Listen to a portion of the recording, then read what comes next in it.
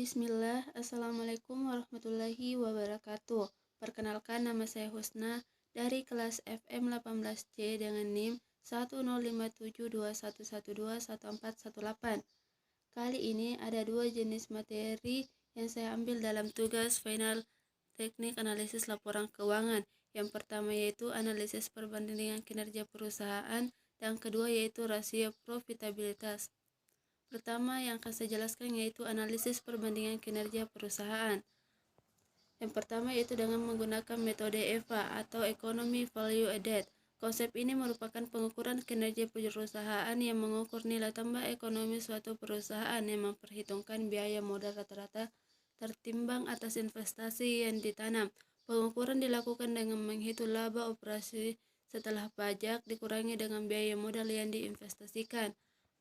Penilaian EVA dapat dinyatakan sebagai berikut. Yang pertama yaitu nilai positif, menunjukkan ada nilai ekonomi setelah lebih perusahaan membayar semua kewajiban kepada para penyandang dana. Kedua, nilai nol, menunjukkan tidak terjadi nilai tambah karena laba habis digunakan untuk membayar kewajiban.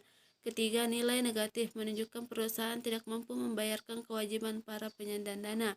Adapun rumus dari EVA yaitu EVA sama dengan no per T dikurang kapital T dikali C.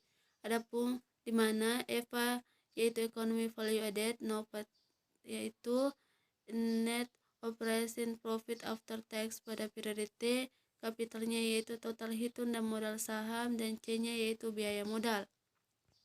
Yang kedua yaitu Refined Economy Value Added atau REVA. Konsep ini dalam perhitungannya memakai komponen seperti dalam perhitungan EVA, namun dibedakan dalam memperlakukan modal. REVA ini menggunakan nilai pasar badan usaha atau market value of the firm karena dianggap lebih mencerminkan kekayaan pemegang saham daripada nilai buku ekonomis. Dalam REVA, laba setelah pajak dikurangi dengan biaya modal dari nilai pasar modal yang diinvestasikan. Penilaian REVA dapat dinyatakan sebagai berikut. Yang pertama, nilai positif, menunjukkan ada nilai ekonomis lebih setelah perusahaan membayarkan semua kewajiban kepada para penyandang dana.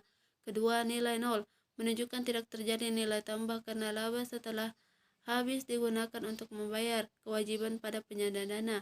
Ketiga, nilai negatif, menunjukkan perusahaan tidak mampu membayarkan kewajiban para penyandang dana.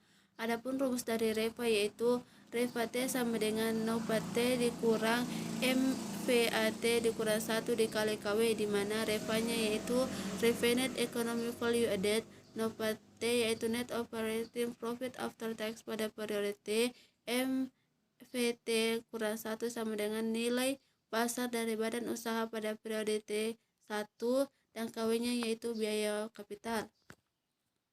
Yang ketiga yaitu Capital Value Added atau VVA, merupakan pengukuran kinerja perusahaan yang mengukur nilai tambah finansial suatu perusahaan yang mempertimbangkan kontribusi facet aset dalam menghasilkan keuntungan bersih perusahaan.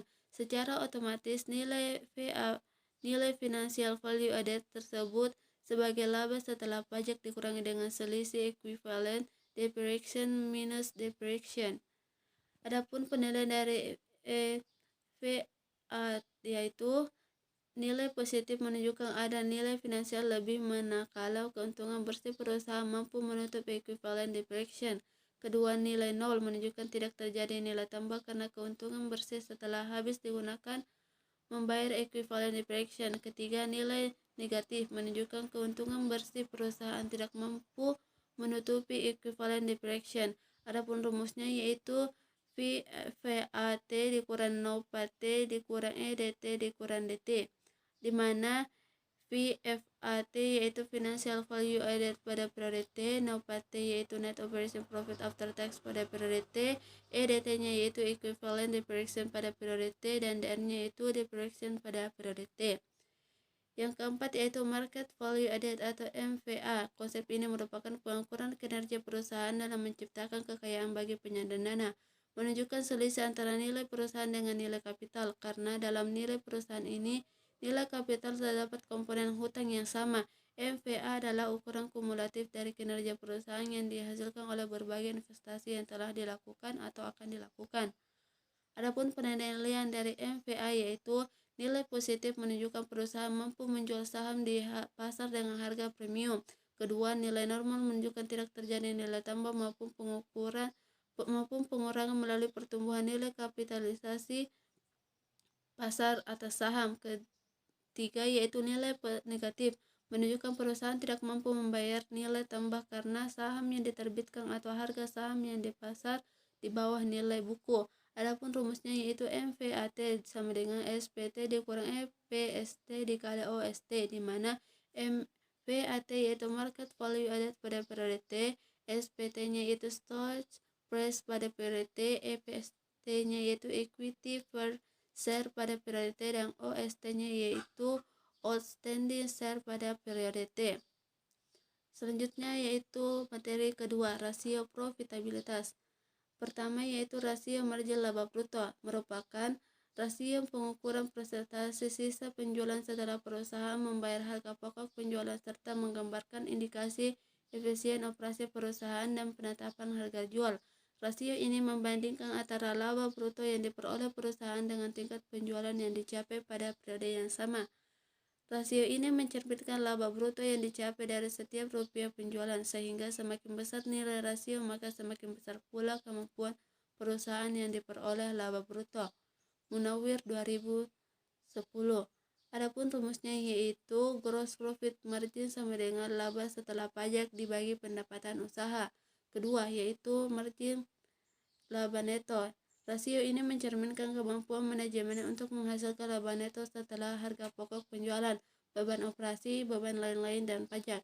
Rasio margin laba neto merupakan perbandingan antara laba neto sesudah pajak dengan penjualan. Rasio ini juga menunjukkan besarnya laba neto yang dapat dihasilkan perusahaan dari setiap rupiah. Munawir 2010. Adapun rumusnya yaitu laba neto dibagi pendapatan usaha. Ketiga yaitu return on investment atau ROI, merupakan hasil pengembalian investasi menunjukkan produktivitas dari seluruh dana perusahaan, baik modal pinjaman maupun modal sendiri. Semakin besar rasio ini semakin baik, demikian pula sebaliknya. Menurut Kashmir, ROI merupakan rasio yang menunjukkan hasil atas jumlah aktiva yang digunakan dalam perusahaan. ROI juga merupakan suatu ukuran tentang efektivitas manajemen dalam mengelola investasinya. Adapun rumusnya yaitu laba neto dibagi total aktiva. Yang keempat yaitu return on equity, merupakan rasio pengukuran laba neto sesudah pajak menggambarkan efisiensi penggunaan modal sendiri. Semakin tinggi rasio ini semakin baik, artinya posisi pemilik perusahaan semakin kuat, begitupun sebaliknya. Adapun rumusnya yaitu laba neto dibagi total ekuitas. Baik, itulah pemaparan materi dari saya. Apabila ada kekurangan dalam penulisan dan penyebutan kata, mohon dimaafkan. Terima kasih. Wassalamualaikum warahmatullahi wabarakatuh.